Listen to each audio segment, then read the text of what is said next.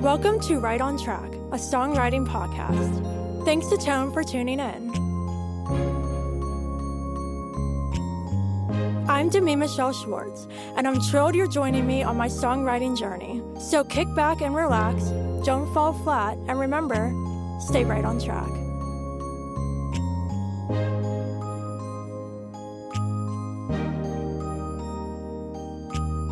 Hello and welcome back to Right on Track. Joining me today from across the pond is songwriter, artist, and loyal listener of the show, Celine Ellis. Hey, Celine. Hey, Demi, how are you? I'm great. How are you? Good, thank you. Very good. Glad to be talking with you after listening to all of your podcasts. Thank you so much for all your support of the show. It's great to hear when listeners are tuning in. And also, since you're a songwriter as well, it was really cool when you reached out about being on. And you had some really great topic ideas, one of which was songwriting education that we're going to be chatting all about today.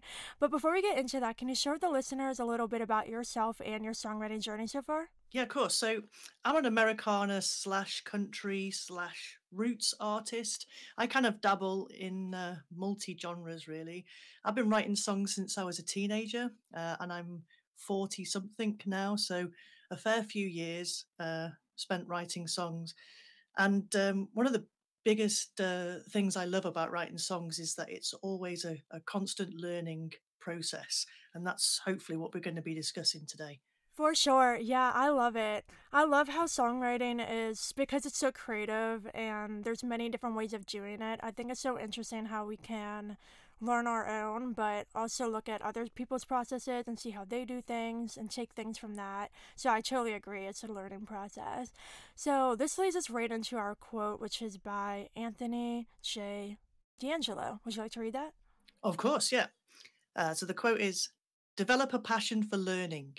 If you do, you will never cease to grow," which I think is just absolutely perfect for me. I really, when you sent the quotes over, I kind of this one just jumped out at me straight away. I have got a passion for learning.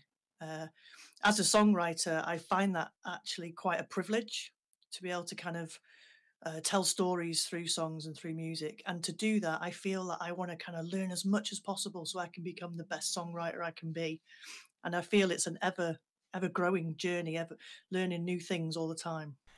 Exactly, I completely agree, and I feel like I've always been a very motivated student, even traditionally starting very young in kindergarten, all the way up into grad school that I'm in right now, and so I've always had a passion to learn and grow, because, like you said, there's no end to this process, and like Anthony's saying is, the more you learn, the more you grow, and I Absolutely. think songwriting is an area where there's like infinite learning that can be done. Like all the books we can read, all the classes we can take, there's always more. And I think that is what really fascinates me, because the second I feel like, oh, I got this and I know everything there is about songwriting, there's something else that pops up and I'm like, oh, I never even thought about that. So I completely agree that this process is never ending. There are so many avenues and so many different ways you can write a song and go about writing a song. Different chord progressions, instruments you want to write a song on, co-writing, solo writing, lyric writing, music writing, melody writing, top line. It's just endless. There is just so many different ways to go about it. And the best thing is there is no wrong way to do it. Whichever way you choose, it's going to result in a song is the right way. Exactly. Yeah, and I love that. And I think that touches a little bit on strengths and things that we can work on, because when something comes naturally to us, maybe we don't need to educate ourselves as much in that area, but for the things that we want to grow on or learn more about, there's always things out there that we can invest in order to get that education. So let's get into the different ways we can educate ourselves, starting off with the very traditional way, which is like school and classes. So have you ever taken any songwriting classes that are more traditionally structured? I haven't personally, no. My kind of passion for songwriting as a teenager was just out of love for music. Um, During high school, I joined music classes, joined the orchestra. I tried to learn to play different instruments, but got very frustrated very quickly with the trumpet and saxophone, etc. With high school classes. But I found my stride with playing guitar. I play acoustic guitar, um, and songwriting using my acoustic guitar. And I kind of taught myself initially, which was enough to get me started and enough to kind of grow my own passion. But I think formal education with regards to class-bound teaching on songwriting is um, something that is useful, definitely.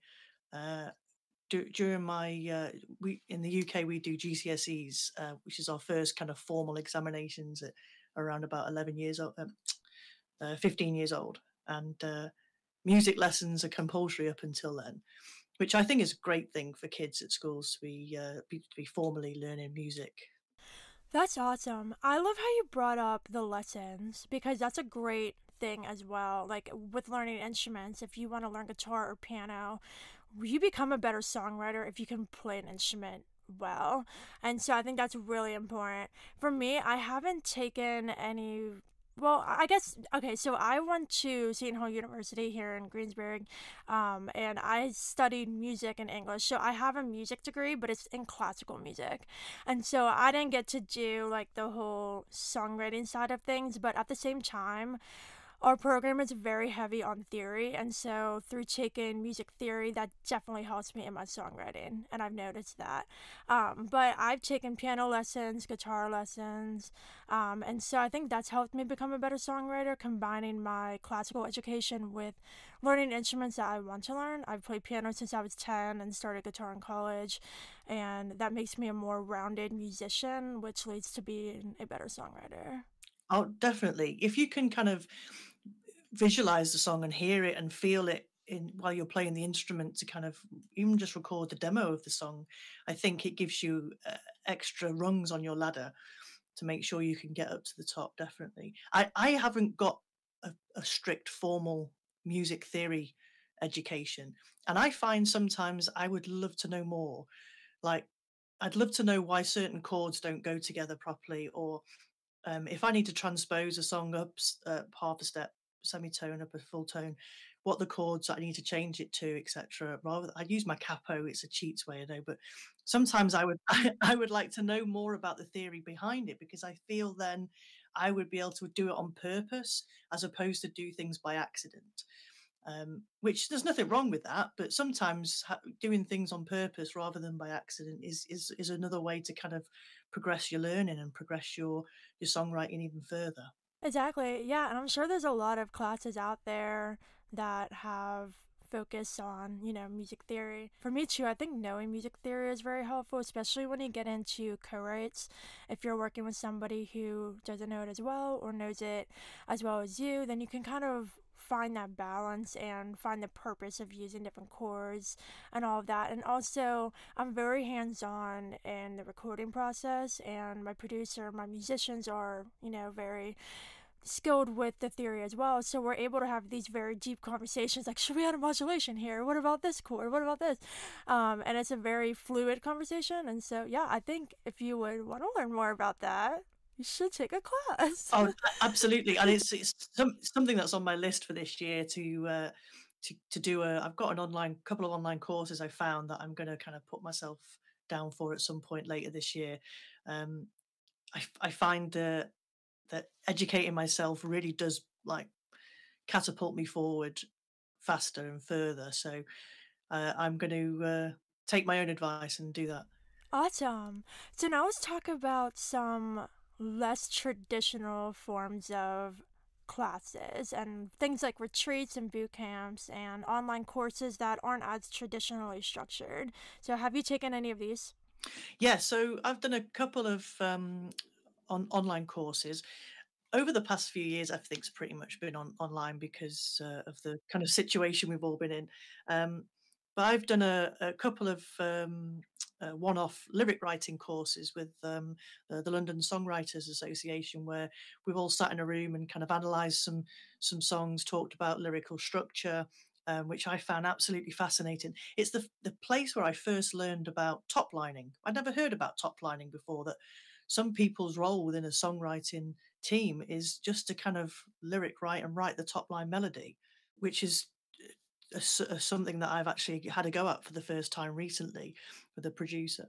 Um, But I find these kind of online courses, especially where you can sign up for a week, have a few hours a day, get set a little homework challenge for you to bring back to the group, really can kind of just make you look at songwriting in a different way from someone else's perspective. And then spending time with other songwriters from other genres. I did a songwriting academy 5 by 5 challenge, which was 1 hour every evening for 5 days. And I was in a room with people who were top liners, who were just lyric writers, who were EDM musicians, who were hardcore death metal songwriters. And here's me with my little kind of acoustic guitar and storytelling country Americana songs. And That's it, me. but we all learned something new. I took something away from the stories that they were telling me about the struggles they had with how to structure their songs, and it's just a great way to kind of just learn little snippets from other people, little tips, um, little things that can benefit your writing, even if you're not even in the same genre or same mindset. You can find something that you could benefit from, or some new ideas to try, which sometimes as a songwriter, I'm sure you'll agree to me, is that inspiration for some people can be the sticking point. So just finding some new ways to kind of kickstart your inspiration to kind of keep you writing is a benefit. Absolutely. Yeah, and I completely agree. I've loved the online courses I've taken. I've also done things with the Songwriting Academy. I did the 555 challenge, the boot camp, and I'm now in the platinum program. And like you said, like interacting with other songwriters who are there to learn as well, despite the genre, is fantastic because I've learned things from them that I haven't thought about, especially in co-writes, bringing those ideas together. It's been a lot of fun. And another online class that I've recently taken at the end of 2021 was called the 30-minute songwriter with Andrea Stolpe, and I've done a ton of things with Andrea. I've done so much stuff with I her. love her. Oh my god, she's an angel. I love her. So I did this class with her, and it was hands down the best thing I've ever done. And she's going to be doing it again, as far as I know. So you 100% should do it. It's 30 days, and every single day she focuses on a very specific tool, and you have an assignment that takes you 30 minutes. And That sounds it's like the perfect. best thing. Like I literally was mind blown by these things that she was teaching us, and it was incredible. So that was fantastic. And in terms of retreats, I've done a handful of Andrea's retreats, but I actually went to Nashville in November for her in-person retreat, which was just like the best thing ever. Getting to meet her in person and meet other songwriters in person, because I've done co-writing over Zoom, but that was a great community aspect to actually getting to write in person. And so the retreats are always amazing as well. Absolutely. Is that 30-day course sounds brilliant. We definitely need to share details about that because that's exactly the kind of thing that I like to just lap up as much as possible. It's already kind of got my creative juices flowing about what you could be doing, and it takes what, half an hour a day, you said. So when people say to me, "Oh, I haven't got time to do courses. I haven't got time to spend learning. A busy life." You don't have to spend hours and hours every day learning. It can be as simple as just kind of committing to half an hour every morning, writing a list of song titles, or um, just going through doing some free writing, which may end up kind of being able to kind of roll into a song lyrics at some point. Um, there's there's things you can do with not a lot of time available to yourself, but I believe um, that if you're passionate about being a songwriter, then you should be able to make some time to be a songwriter. And you can't be anything in the world if you don't put the time in. I'm a huge believer in writing more songs. All right. Um, the more you write, the more you exercise that muscle, the better you get at it. And I think it was, I can't remember who, I think it was Ed Sheeran mentioned about the 10,000 hours. You can't be an expert in anything unless you spent 10,000 hours doing that thing. And that goes for any kind of job, passion, hobby. Is you've got to put the time into it. You've got to spend the time doing it. You've got to get it wrong 100 times, 1,000 times, because you'll learn from that process. You'll learn from, that didn't quite work out. Let me try it again. Let's go again. And I'm a big believer in that kind of process. 100% agree. And I think what's so great about Andrea's 30-minute songwriter course is she literally tells us just show up. If you're not inspired, just show up, do the assignment, you'll get something out of it. This started the week after I got home from Nashville. I was like, do I really need to do something else now? And then I decided to do it, and it was the best thing. And there were some days, especially with Christmas coming up, that I was like, I don't really want to do this now. But I watched her short video and I did the assignment, and every single day I got something out of it. So, literally, other songwriters listening, just take this. It's the best thing whenever Andre opens it again. So, that's amazing. So, now let's talk about another way of learning about songwriting. And this is through listening to others just chat on podcasts or interviews and those things, and observing what other songwriters are doing. So, have you ever had any experiences that stand out to you with this part of things? Well, the first one is the most obvious one, and this is your podcast. Oh, thank you. I have been so inspired. I've listened to every single episode, listening to all the different aspects of songwriting, being an artist, being a writer, promotion,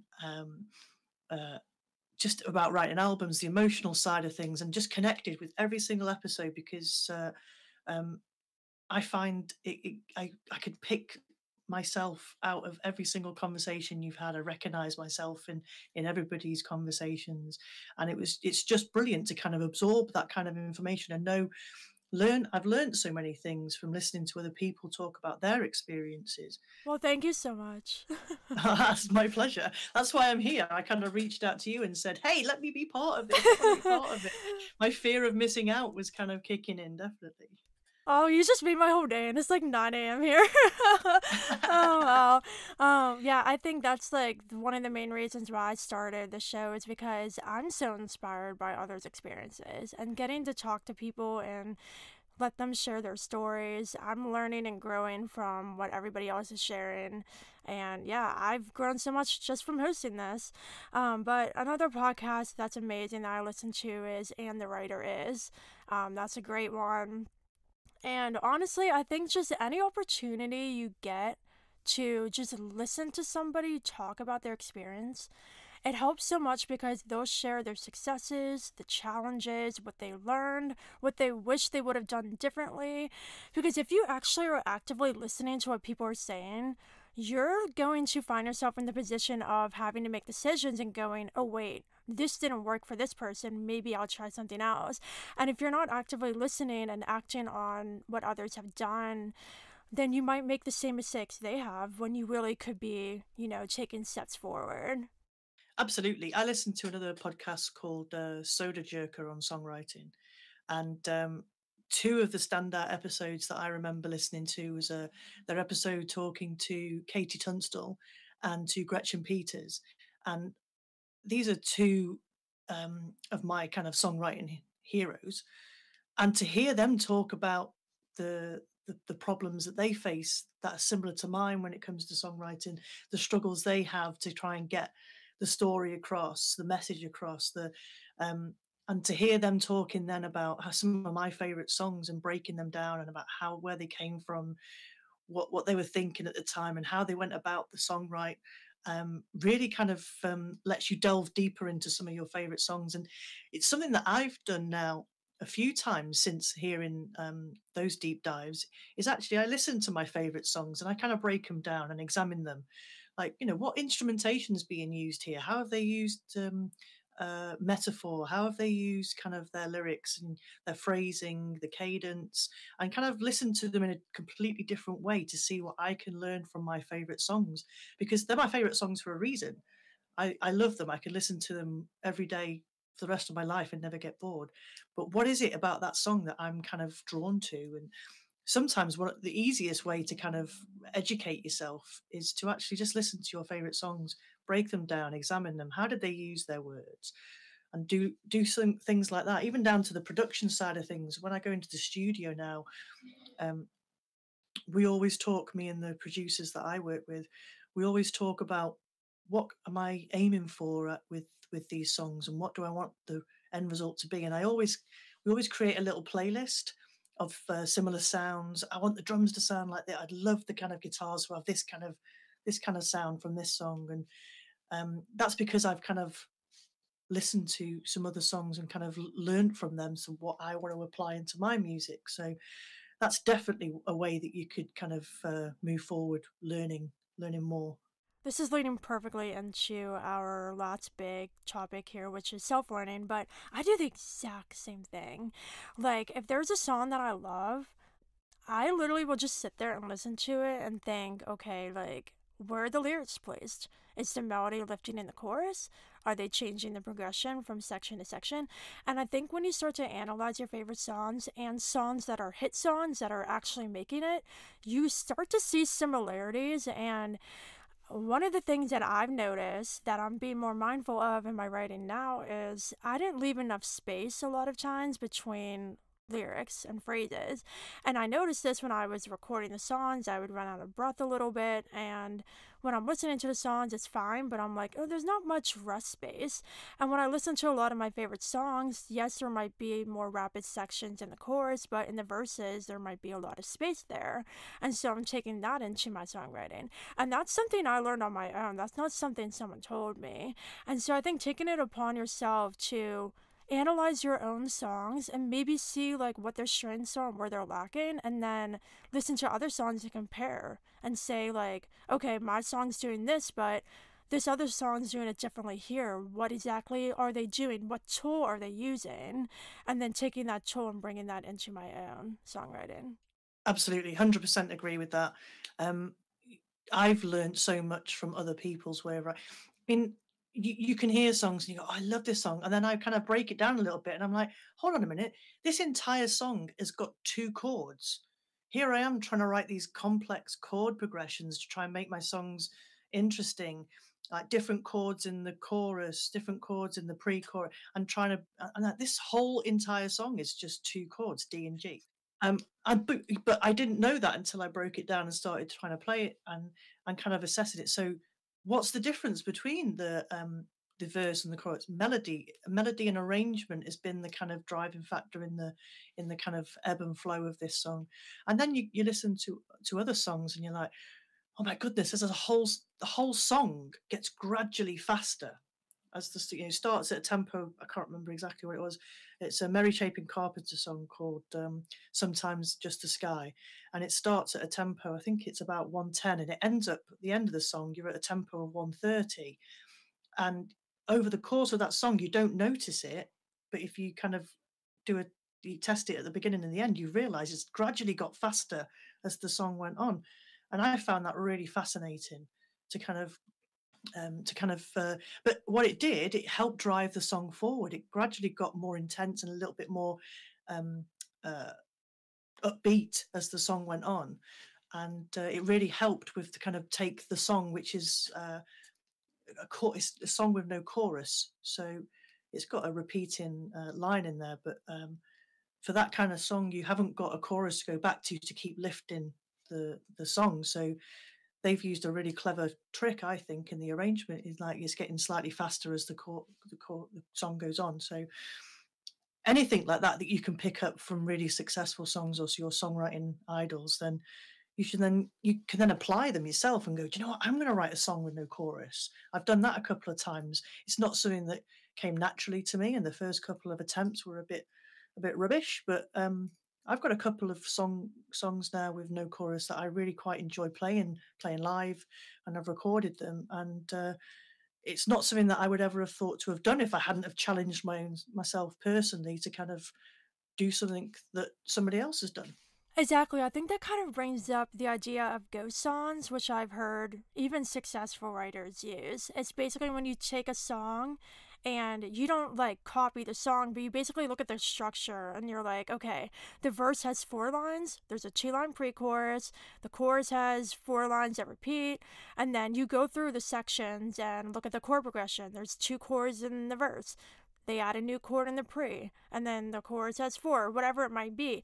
And then you're taking that structure of a song that was successful, and writing your own song by using that. And I think that's really cool. I personally haven't done that before, but I've heard people do it. And I actually heard one of my friends shared a song with me that she wrote using another song as a guide. And it was really cool. Like, I was like, oh, I love this song. And she's like, oh, yeah, I used this song as the structure. And I'm like, no way. Like, I didn't even notice that. And so I think that's another really cool way of doing it, too.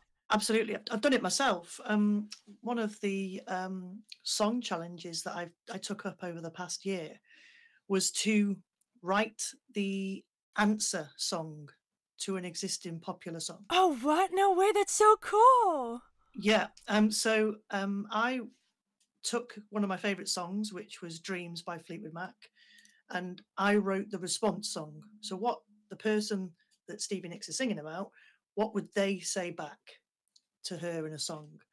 I tried to use a couple of the references from Dreams, so talking about thunder and rain and bits and bobs like that, and I kind of played on it a little bit, so it's probably not releasable because of that. But it was such a fun project to try, is to kind of take a song and then write it from the other person's point of view.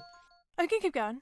And another way you can do that as well is take an existing song. So take the lyrics from a song and write a completely new melody and chord progression for those lyrics, or flip that around and take the melody and chord progression and write a whole new set of lyrics to a song.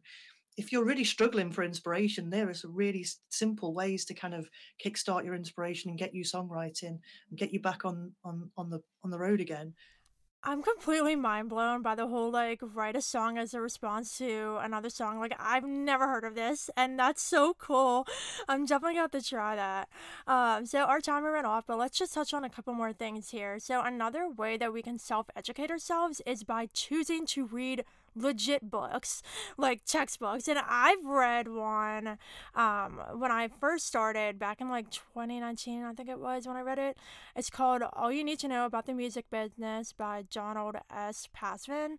And when I say this book is dense, like, it talks about record deals, publishing deals, royalties, copyright. Like, it's very dense. And when I first read it, I was like, oh my god, this is so overwhelming because I just started. But this book I found is like really awesome to have in my library, because every time I have a question about, you know, something that's more on the businessy side, I can refer to this book. So that's a great one. I haven't started reading this one yet, but legit everybody talks about it, and it's called Writing Better Lyrics by Pat Pattison. Pat Pattison. That was going to be my choice for you. If I was going to tell anybody to read one book, it was going to be Pat Pattison's Write Better Lyrics. I gotta read it.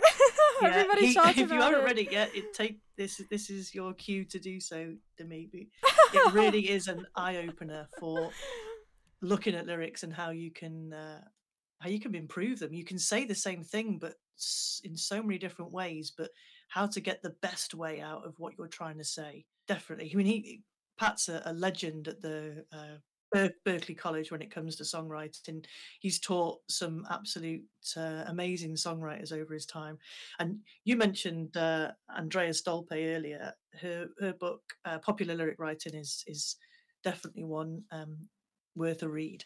But touching on something else you mentioned earlier about borrowing things or using other songs, there's a book called Steal Like an Artist by Austin Kleon. I think that's how you say his name. And basically it's 10 things nobody told you about being creative. What? And how you can borrow and steal from other artists without plagiarism. It's like taking ideas, taking inspiration, taking things from other artists. And I think, you know, how many times have you heard a song and gone, oh, I want to pick up my guitar now and write a song? Or it's harnessing that kind of power. It's a really good book, actually. Okay, well, literally, I'm adding all these to my library, and I need you to hold me accountable. In a couple months, Okay. you message me and say, did you read the books? Especially Writing Better Lyrics. That's the one I'm starting with. And you can come back to me and say, did I sign up for that 30-day course? Oh, perfect. Oh, wow. Well, before we go, can you share any last advice to anybody listening who might be hesitant to further their songwriting education? Absolutely. And I know a few people in the past who've said to me, Oh, I'm all right. I write a lot of songs. I don't need to kind of learn how to do it. I'm actually quite happy with, and they're the kind of people who write the same songs all the time. I'm all about continually educating myself and challenging myself. Um, I'm just heading into. We're recording this in January, although it's going to be released, I believe you said in March. Uh, and I'm headed into February, and I involve myself every year in a challenge community called February Album Writing Month. And the idea is to write 14 songs in 28 days. And there's a whole community there to support you and to give you new ideas and to collaborate with, um, providing song prompts, song titles that you can just use to kind of get your songwriting going. And the idea is to kind of write um, without kind of the thought of making it perfect. It's just to write. And actually, one of the biggest things I've learned through doing these kind of challenges is actually just get it down on a piece of paper, and you can rewrite and you can work on it and you can perfect it later on. But just getting the initial song out of your head and onto a piece of paper or onto your laptop, whichever way you do that, is actually such a cathartic way to kind of get the ball rolling. And then you can, even if it's a rubbish song, you get it out and you move on to the next one, because you can't write great songs all the time. You've got to write the rubbish ones to make room for the great ones to come. um, I'm a firm believer in that. um, the other thing that I think is also something you can do is find a group of your peers. Find some other songwriters who you can share your new songs with, get feedback and get opinion on. To me, you and I are a member of a feedback group, which we have a Zoom meeting on Fridays. And if you've got a new song, you can play it, you can record it, and you can ask for specific feedback or general feedback, and people can give that. And what I've learned being part of that group is also not just getting the feedback on my songs, but also providing some feedback to other people helps me learn. It's such a great community to be in, to kind of have that two-way communication about songwriting and just know these different people. Um, Something definitely worth spending your time on. But on the flip side to that as well, I think sometimes you need to also have some feedback from people who aren't songwriters and musicians, the people who are there going to be listening to your songs, the kind of everyday music lovers who are listening and playing your songs. Get some feedback from those people as well. Get them telling you what they think, because you can only learn from feedback, and you've got to be open to it. You can't kind of be closed off and all kind of protective about your songs. You've got to be open to it, but it's such a wonderful way to learn. Oh my gosh, so much great advice from you. Fantastic. I honestly think in order to be a songwriter, you have to be fearless and put yourself out there and educate yourself in order to grow and be the best songwriter that you can be. Well, Celine, thank you so much for joining me. Can you share with everyone where they can find you on social and listen to your music? Oh, it's been my absolute pleasure. Thanks for having me. Yeah, so you can find me on Instagram and Facebook and YouTube. My handle is Celine Ellis Music.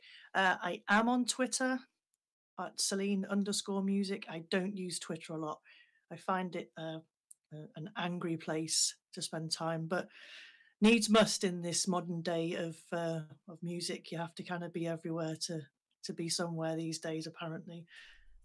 Fabulous. Well, it's an honor having you on. I think you have a release coming up very soon. Would you like to talk about that for a second? I do, yeah. I've got a new EP coming out at the end of March. It's called Unraveled.